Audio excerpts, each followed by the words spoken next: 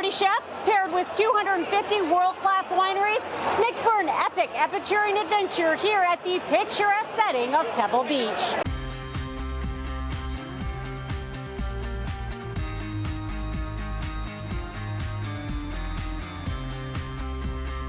Smoked farm egg yolk in the style of Botarga. It's cured for 3 weeks and then smoked. The line is very long to see Guy Fieri. I think it's going to be worth the wait. Oh, yeah.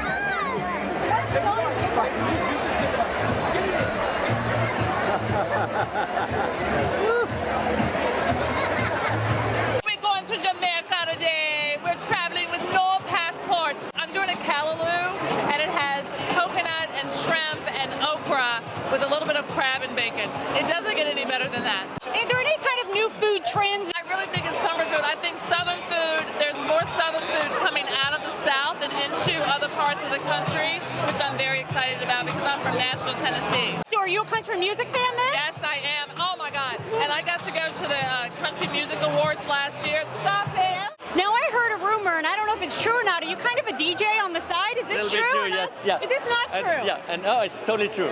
I'd imagine at a place like Pebble Beach, you really got to take it to the next level. What did you come up with today? It's actually a dish that I'm serving in Las Vegas at FLEUR by Hubert Keller, and it's a little Thai soup, little rock shrimp, miso olive, so a little explosion of flavors, and it seems like the line hasn't stopped yet. Talk about the amazing success that you've had and how you've stayed relevant and continue to innovate through all these years. Yeah, I think it has to be of an innovation, right? I think you have to stay ahead of the game, right? And when you see the other ones are copying you, that's the best compliment, probably. What do you think is a good tip or a secret for food and wine pairing? Do you think you should make the dish and then pair the wine, or pick the wine and then get the food? I would recommend them to make the dish. At least they know there's one dish already works, right, in a sense, and then be adventurous with the wine. I hear you've got a fantastic wine from Pasto. We're going to try our Zinfandel. What do you think pairs well with the Zin? I love it with chocolate, but the dish, I was in Atlanta a week ago, and we actually had it at a nice restaurant called Fourth and Swift, and it's great with duck or lamb, stuff like that, or anything with a little spice in it as well.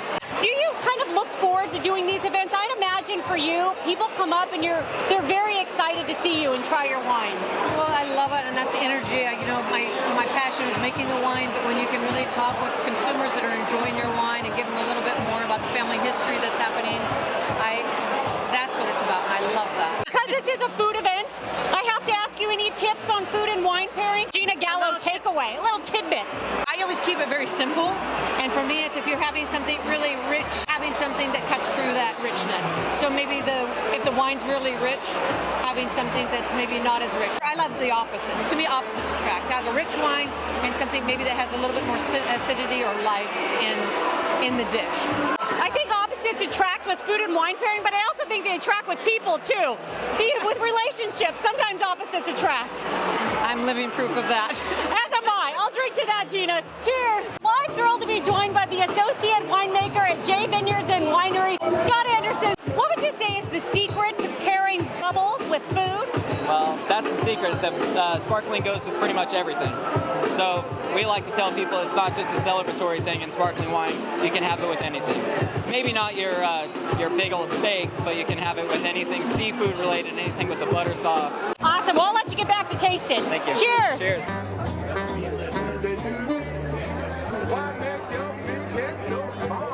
I'm Greek, in case you guys didn't know. So we're doing a leg of lamb. This lunch is going to pick out things that you might find if you were foraging for food and maybe on a camping trip, something like that, and they're going to really take it to the next level. Take it to the next level, and then I hopefully will come on and complement it with some great wines that we make at Sequoia Grove. I'm a believer that good structured wines have to have good acidity to them. When you're dealing with foods, you know, the mushrooms or the foraging, meat, you know, fat, everything in food has texture.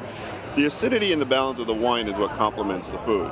So my style of winemaking and my belief in wine is to express varietal character, express the natural acidity. Don't over manipulate the wine, because when you pair it up with that natural food, it's going to be a complement, you know, win-win situation. It's just a culinary wine experience. You can't beat it. And God, the weather fantastic, the venue fantastic. It doesn't get better. It's really nice. Well, I'll drink to that. It doesn't get better than that. Cheers. Cheers.